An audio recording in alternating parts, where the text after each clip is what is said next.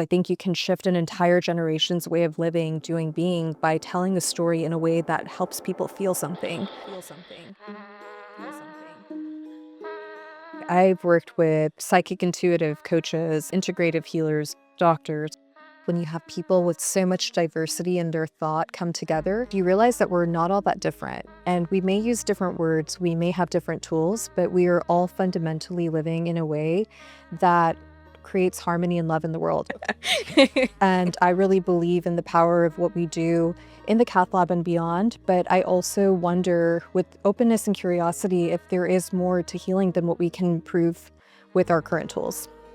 The beautiful part about healing is that it's not one size fits all, and we haven't figured it all out. So if we can have a conversation that will elevate our ability to help each other and live with greater harmony and love, I want Open Heart to be that space where people come to have those conversations. No, but like this kind of stuff used to scare me so much, and I realized that if we don't have the conversations, if we don't share the way that we think about things, if we don't share how we feel, how will people ever know? It really is about looking beyond the textbooks and behind closed doors and having open conversations in the space of healing. So on Open Heart, we're going to get into all of it. Thank you for joining my intro, Lee and guests. I've been avoiding filming my intro episode because it's hard to describe how this journey has unfolded. I am Priya Rao, host of Open Heart, the podcast, and many of you have been following along for the last several episodes, and now it is my turn to share my story with you guys. I have my friend here to help facilitate. She's someone who's been with me since the start of this transformation over a year ago. We met at yoga teacher training, and I invite Lee to ask me anything. Hi, Priya. Thank you for having me on with you today. What an honor it is. The honor is mine. So we've known one another for a year now, met at yoga teacher training. Can you maybe tell us a little bit about the beginning of your journey? I went from being a person on this very linear pathway in medicine to a person who became much more open to exploring. And it happened in phases where I felt like initially I was kind of on the track of what was expected and what I kind of thought people wanted me to do, kind of checking all the boxes on the list. And I had a series of experiences with patients in the cath lab, with people I met out in the world, things that felt random at the time, but were actually very synchronistic and guided. And it completely awakened a very different way of looking at the world for me. And part of that journey took me to yoga teacher training in what year was it again? 2024, summer. Summer of 2024 changed my life. And we ended up in Costa Rica, and we were at a yoga teacher training. And it's something I quit my job. I didn't have a plan moving forward. I just didn't feel like I could continue doing medicine in the way that I was doing it. It felt ethically, morally draining, and I felt like I didn't fit in the system. So I left that job. I ended up kind of deciding, hey, I'm going to go to yoga teacher training.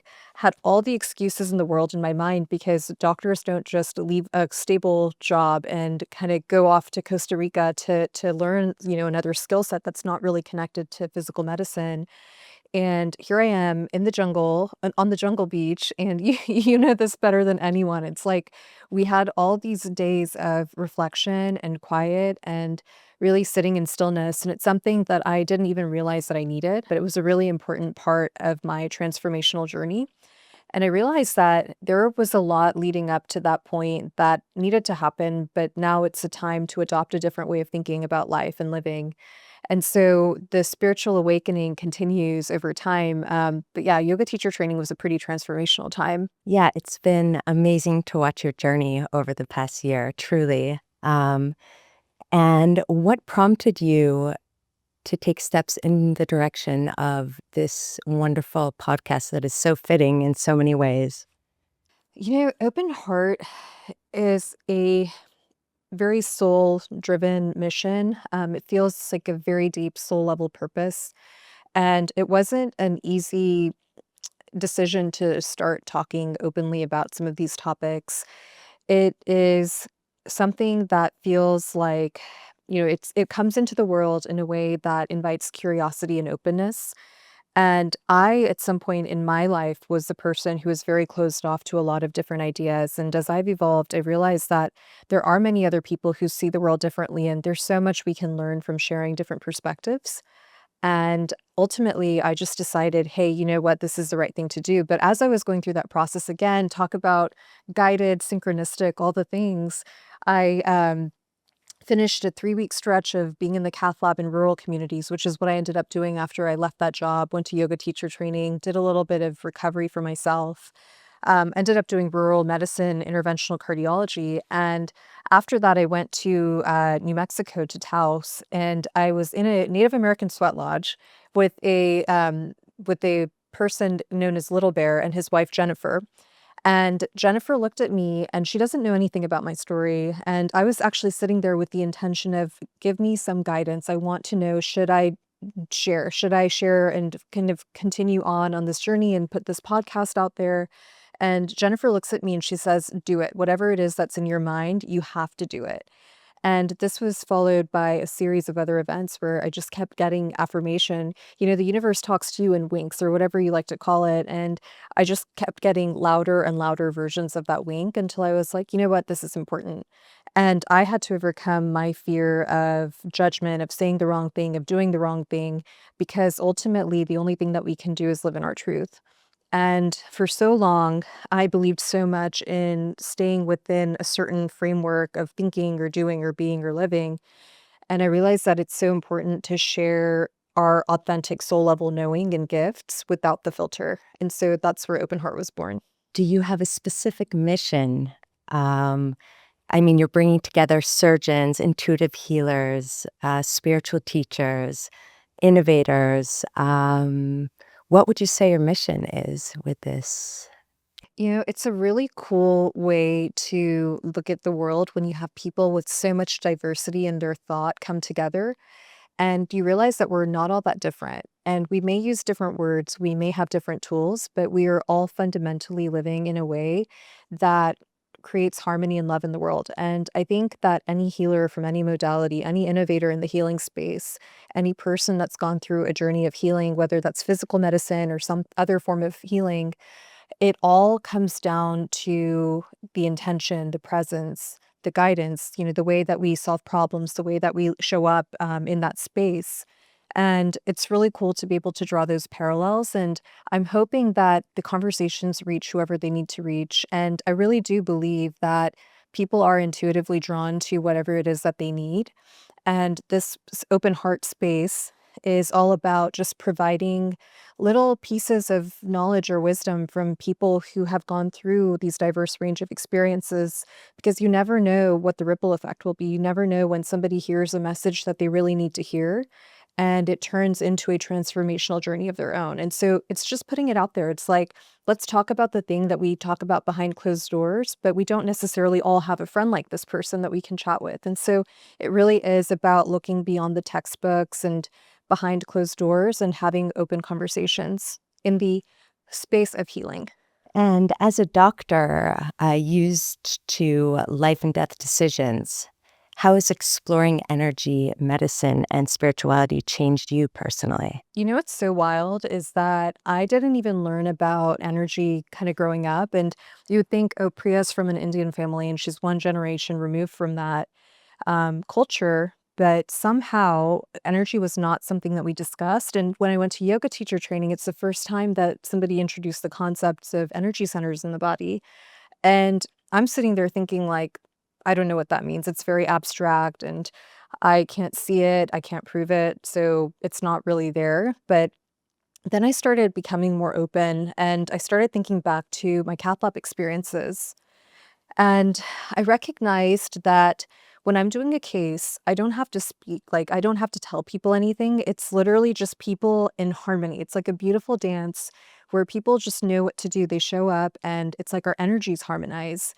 And I started developing a deeper sense of intuition at the table. It's like before sense something would happen, and the next thing I know, something would happen. And I know I'm not the only one because I knew people in training that would talk about that sense a lot. And I started wondering, could that be the energy body communicating? Could that be the subtle energy body that we don't necessarily learn about in medical school, but it's very real? And then to add another layer to this, I started learning about the electromagnetic field that's generated by the human body with every heartbeat. And it's generated by every living being, and, it's not something that we can see. Science can quantify it, but our energy fields are constantly interacting with each other, and so could that be the entire basis of what we call clinical intuition? And I just became fascinated with that concept. So, yeah, I think energy totally belongs in our conversations about healing. I think physical medicine has made tremendous advances, and I really believe in the power of what we do in the cath lab and beyond. But I also wonder, with openness and curiosity, if there is more to healing than what we can prove with our current tools. It's beautiful how in your life everything is evolving organically and you're stepping, uh, you're walking your talk and you're exploring and uh, unfolding. And right before everyone's eyes here on your podcast, is there one conversation, say, that you're excited for everyone to tune into? The one conversation that really sticks out is the one with my dad. And I say that because he was a big part of why I have this openness. I remember when I was young, he would come home and tell us about cases and patients and what happened. And he would actually tell us about certain patients who had premonitions, and he would just say, I can't explain it, but it's real. And it really normalized that kind of thinking and that kind of dialogue. And my dad is somebody who's been in clinical practice as an interventional cardiologist for 30 years. And he is so open to all the different ideas and really understands that, yes, we have a beautiful science, but there's so much more than the science. There's also this huge art component to what we do and this huge connection to whatever it is that you believe in. And that episode, even the people on set, they were just so moved by it, and everybody has their own healing story. No matter who we are, what we have in life, where we are, I think everyone has their own version of some form of healing, either personally or with someone that they care about. And people on set were actually, like, holding back tears whenever they were listening to his episode because it is such a universal experience, and I really felt that too. I was like, "Wow, what a privilege to be able to have experienced that," and now we get to share it with a bigger audience. Going back to your life and how organically and how you're opening up your life in all these different avenues, how do you balance your life, your role as a physician, a podcaster, a model, a creative, and what grounds you? How do you ground? Ooh, great question, and for me, it's like a work in progress, just like it is for most people. The work I do in and of itself is very grounding. It requires extreme presence. And whenever you're in a procedure, you're so deep in this meditative state that you have to be so connected to your physical body, to the ground beneath you, to everything else and that guides you. And it is the balance that you find in the cath lab that I try to replicate in other areas of life. For instance, like I'm not someone who's walked the runway a million times. It's my first experience of going to New York Fashion Week, and I keep coming back to the idea of if I could learn it in the cath lab, I can learn it in another space. And it's kind of like applying those principles and even looking at how you show up on the runway. It's not about your physicality necessarily. It's about the energy that you bring forth and the presence that you have. And I think presence translates across all of these different experiences. And to ground, I really anchor myself in my breath. I do box breathing before I start a case, especially whenever I've been running around doing one case after the other case after the other case. And it's really important for me because it's not just a case, it's a patient's life. And so, really coming back to who we are, why we're here, purpose, mission, all the things that kind of drive us. It like helps me kind of come back into myself in that way. I also wash my hands. It seems so obvious, but sometimes you don't really think about it. You're just kind of mechanically going through your day. And for me, water for some reason is so cleansing and grounding. I have a ritual of washing my hands with hot water also because I get cold all the time before and after I do a case. And that's independent of like scrubbing in. And so breath, the water to cleanse. And then if I have the ability to go outside, and this is something that I still want to do more of, but it's one of those, it's like the last thing that comes to mind whenever you're busy, just going outside. Like if you see a doctor with their socks off, with their feet in the grass, it's probably me. That's great. And what vision do you hold for Open Heart over the next few years? Ugh, I love that question. I want Open Heart to be a safe space for people. I want people to come here and exhale. I want people to feel like they can share what they've been holding inside without fear of judgment, without worry. I want people to feel like we can have a conversation. It doesn't matter what the topic is, but the beautiful part about healing is that it's not one size fits all, and we haven't figured it all out. So, if we can have a conversation that will elevate our ability to help each other and live with greater harmony and love, I want Open Heart to be that space where people come to have those conversations. And on a bigger scale and a more, tangible real world scale, I want to see us grow into a nonprofit arm where we support other causes in the world. I think there's a lot of good that can be done whenever we bring people together with a joint mission, purpose. And so we have big plans for Open Heart. And if you imagine your listeners 3 months from now, what's the shift you hope they'll feel in their own heart and life? I hope people feel acceptance and love within their own life. And I also hope people have a sense of curiosity. You don't have to agree with everything that somebody else thinks or says, but I do believe that if we approach the world with more openness and curiosity, we create a better world. And that applies also to medicine. And I think it applies to all forms of healing. It's more of a synergistic this and that kind of mindset rather than this or that. And I think we've become so polarized in our world in a lot of different areas. And I feel like, even one conversation, even one thought or idea that's shared, especially with creative storytelling, the impact that it can have is just tremendous. I think you can shift an entire generation's way of living, doing, being by telling a story in a way that helps people feel something. And so, yeah, that would be my answer to that question.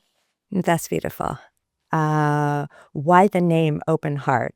By the way, it's a great name. Um, and what does it mean to you? So, open heart is a little bit of a play on words. For those who are familiar with the medical world, open heart surgery is what people typically would call coronary artery bypass grafting surgery. So, it's the one where people, have a sternotomy, basically cutting through the breastbone and opening up the chest to do bypass surgery for blockages in the artery. So, big surgery, right? Maximally invasive, and it requires extreme trust on the patient's part. And now, the surgical techniques have been revised and things are different, but open heart historically has been associated with that. And oftentimes people come to the office and they're like, oh man, I don't want open heart surgery. So it kind of carries this more heavy connotation. But on the flip side, living with an open heart means that you're living in your truth. It means that you're living from a heart centered place in coherence. So your mind, your heart, your soul, your emotional body, your energetic body are all working together. And that is the ultimate goal of healing. And so, how beautiful that we can take such a heavy experience, but also add so much lightness using the same exact words. And so, Open Heart was really born from that. It's almost like there is a duality in everything that we do, and healing is no different. There is a duality. And I believe Open Heart represents, all of the sides. And so, we can have conversations about all of the things. I think the hard part for me is actually more about being visible sometimes. Like, I struggle with that, and it's one of my core wounds per my astrology chart, the feeling of worthiness. Shout And out so, Aries and yes, the shadow. I have a shadow, and we all have shadows. And I will openly admit that I used to try to hide my perceived flaws so much. I used to just hide behind the veil of perfection. Like, I could not possibly make a mistake. And in a field like medicine, you get rewarded for that. You get advanced in your career, you end up matching into your programs, you end up getting the job, getting the whatever. And I just realized after this year of transformation in which I couldn't hide from myself, that the most important thing is showing up authentically. And you and I talk about that so much. And you've been a huge inspiration in my life because I met you at a time when I really needed someone that I could talk to about all these changes that were happening. And seeing someone embody that principle of living in alignment, living authentically, and still having a human experience rooted in this body and on this planet while still maintaining that openness. It's like such a cool thing to see that in someone. And you're like, yeah, so this is possible. So thank you for being that person for me, Lee. Thank you. It's, I truly believe we sync up in our lessons, in our experiences, in our, walk of life now. And I've also really started looking at every experience as a lesson. I think that we have experiences in life and we can label them good or bad, or we can look at them as what is this here to teach me? What am I here to learn? What is my role in this situation? Am I here as the teacher? Am I here as the learner? What is the experience that life is giving me? Because it's always for a reason. I don't believe in coincidences anymore. I don't believe in randomness. I really believe in intentionality and alignment and how our thoughts kind of shape our reality. I think these are all super powerful and important concepts. I mean, look at my life. I went from living a life where I basically fit into a constrained box and it didn't feel like me. Remember coming home one day from work and I was sitting here like, how did I end up here? Like, what happened? That I have everything on paper that people think I should have, right? I have all the success and in my personal life, everything looked great on paper, but I felt like I was barely surviving. It just did not feel good. And I realized that I was out of alignment in so many different areas. And as I slowly started to put the pieces together, the doors just started opening. And it's like this flow state where you just trust. But the unknown is so scary. And I think trusting in that is so scary to so many of us. But it's a really cool state to be in. Now it's like all these opportunities show up, and you kind of learn to trust the internal knowing, the inner yes or no. Which has also taken time and help from other people to cultivate that trust in the self. But really, life is just such a cool experience when you start to look at it that way. Yeah, and when you start to walk in alignment. What does walking in alignment mean? I believe it means the yes, as many yeses as possible per step. I agree with you. And it's like a body feeling, right? Like, you have a knowing, and the ego mind can very easily kick in and try to change that feeling to match what the mind thinks is the safest mechanism for moving forward. But like the intuition is just such a quiet whisper. It's never the thing that's going to scare you, right? Yeah. And we talk about a lot the grounding, and the grounding is really getting back into your body and paying attention and understanding the yeses. No, but like this kind of stuff used to scare me so much. And I realized that if we don't have the conversations, if we don't share the way that we think about things, if we don't share how we feel, how will people ever know? And I remember distinctly, like halfway through this process, I'm like back from yoga teacher training, I'm going back to clinical work, and I'm still kind of trying to figure it out. Like my entire life is up in the air. And I saw on some social media that a cardiologist posted something about awakening. And it was just like, does he know what this is? He's a very well-respected academic interventional structural cardiologist, heavily decorated, has won a lot of awards, published a ton, and every time I've seen him, it's been in the context of, like, a big medical conference, like giving a talk or accepting an award, and here this person is posting about awakening, so I'm like, "Let me just, like, check Click in. in." It's like, let me just check in with him and see what's going on. And then, once you meet somebody where you're like, I can talk to them, you just start like pouring out the story. And he listened to all of it and very calmly, he was just like, Priya, you're going through a spiritual awakening. This is normal. And I was like, if a person in interventional cardiology knows what that is and also has had the same experience, like why can't we talk about it, right? Like why do we kind of individually go through these things whenever collectively we can come out of it so much better? And that was one of the big experiences I had where I was just like, if I'm thinking it, chances are somebody else is thinking it too. So it'll be kind of cool to see where it resonates. And also, I would love to hear people who say, hey, this is not what I believe. I believe in something totally different. This is a space for that as well. But yeah, super interesting how whenever you start putting it out there, people are just like, yeah, I've done that, or I've seen that, or I felt that. And even going back to fellowship, my mentor, he's the chief of cardiology at the medical school in Austin. He basically one day was just like, you know what, that gut feeling you get at the table, I think that's what actually makes somebody an exceptional doctor when you learn to listen to that gut feeling.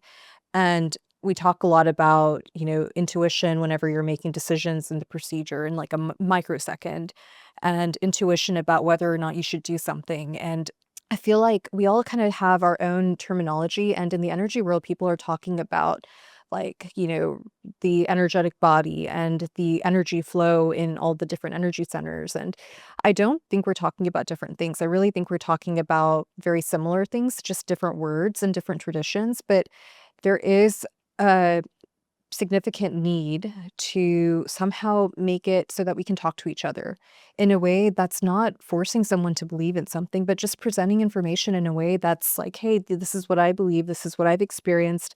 How about you? I just want to say how courageous you are and have been, and you're a true example of saying yes to yourself. And yeah, you lead by example. So it's quite inspiring. You are quite inspiring. I feel the same way about you. And it also shows you how important it is to have community, right? Like, we have to have a community. We have to have people we can lean on, because I just know that you were a really important part of that journey for me. I remember there was a day whenever you and I in Costa Rica walked to the beach. And I initially, when I first met you, actually thought you didn't like me, which is so funny to me now because we're such good friends. And I just remember that whenever we walked to the beach together, and I don't remember how we got there because that's not something that I would normally do with someone I don't know, especially if I'm like, ooh, they don't like me. And we got there on the beach, and you started telling me about all the things that were happening in your life. And I just felt like I can breathe, I can exhale, and I can share. And because of your courage and sharing, I felt like I could share. And then we built this beautiful friendship around our true life experiences. This is not just like a surface level, like, oh yeah, things are great. Like, look at my life. Like, things are going just fine and I'm thriving. It's like an actual, like, this is what I struggle with. This is what's going on in my soul. These are the inner conflicts that I face. These are the things happening in my life. And once you open that door, you open the potential for such deep connection that can transform people's lives. And I'm grateful that you had the courage to share it that day, because I needed that example to continue doing that in my own life. And I do think we learn things from each other, right? Like, people are in our lives for a reason. There's something there. And even a casual encounter, like even just like a making eye contact with a stranger at some point, it's like there's something there. It's like if we're present enough in that moment, we will be able to receive what we need to. 100%. Do you believe that? I definitely do. I think there's so much more than we're even capable of understanding. And I think like the space matters, right? Like for my open heart podcast, for instance, like I've worked with psychic intuitive coaches and integrative healers, doctors, all the people. And one of the most important things for me has been creating a space where people feel comfortable and safe. And I really think that there's something to it, whether that's in the cath lab, on a podcast set, in your home, wherever it is, like the energy of that environment is so important. Stephanie told me to do a visualization practice. Stephanie was one of our guests on season one.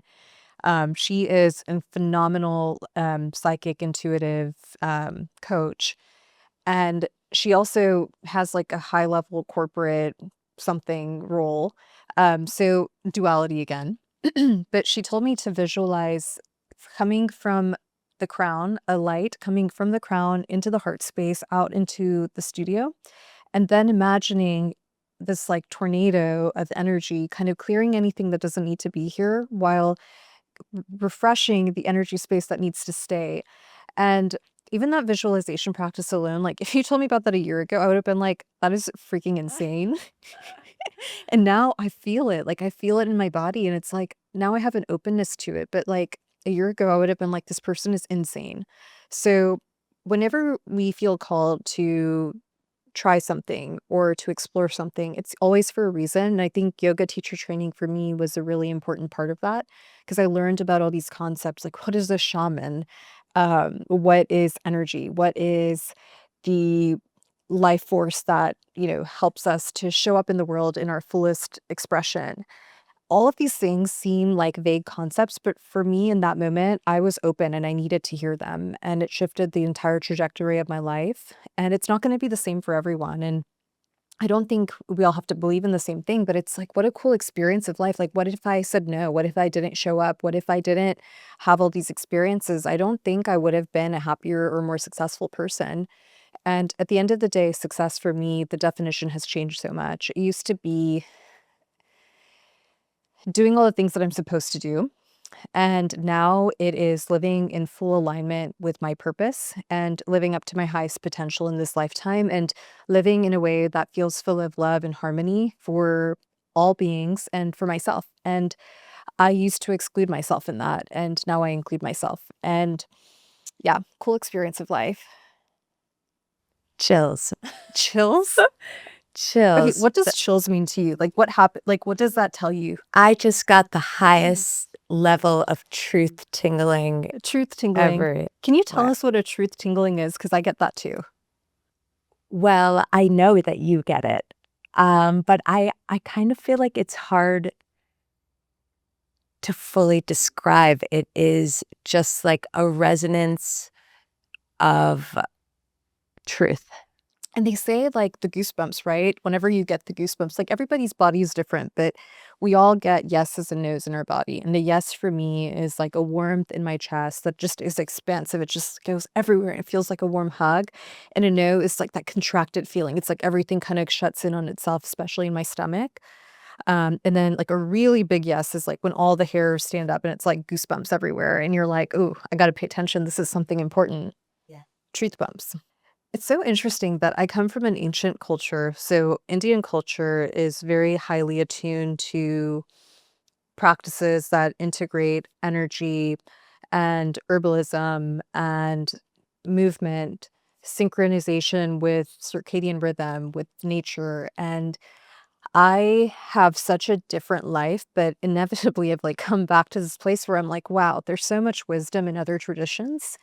And that goes beyond my own culture. I think in every tradition, like going to Peru and meeting a healer in the mountains, going to Costa Rica and meeting people who live a very different way of life, going anywhere in the world. And I feel like whenever we start to meet people and explore these deeper questions, it's just such a cool thing to exchange ideas. And people are always so interested in like my perspective. They're like, oh, what do you see? What is it like in there?